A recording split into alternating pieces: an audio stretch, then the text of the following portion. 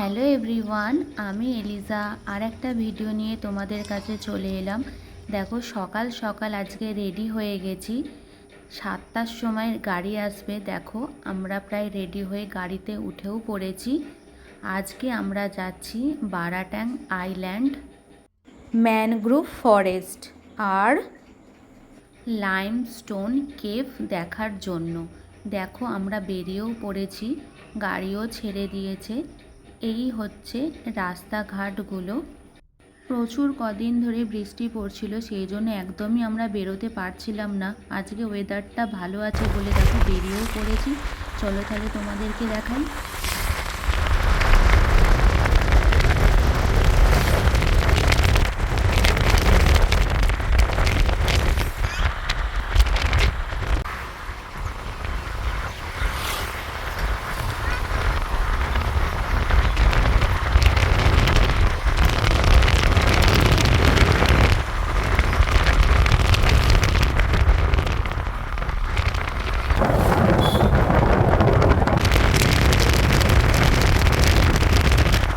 তাও দেখো ভয় ভয় করছিল যদি বৃষ্টি চলে আসে, দেখতে সেরকমভাবে না পারি।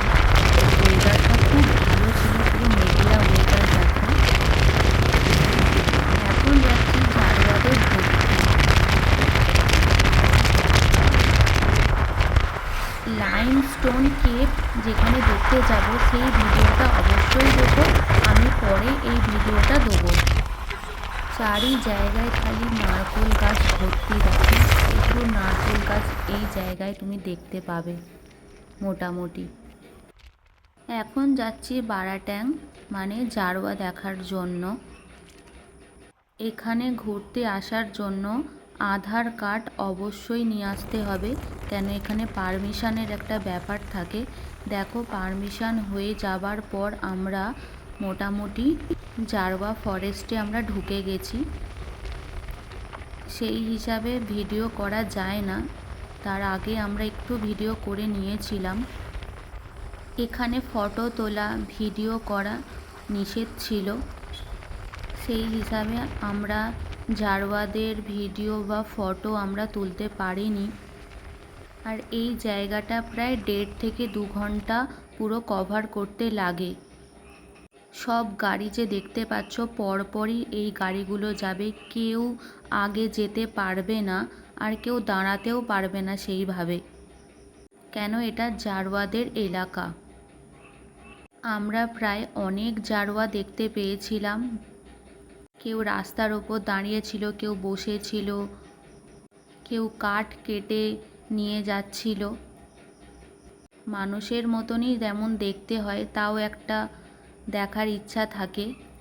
পুরো একদম কালো, মুখে সাদা সাদা মানে পুরো ভর্তি ছিল কী সব আঁকা।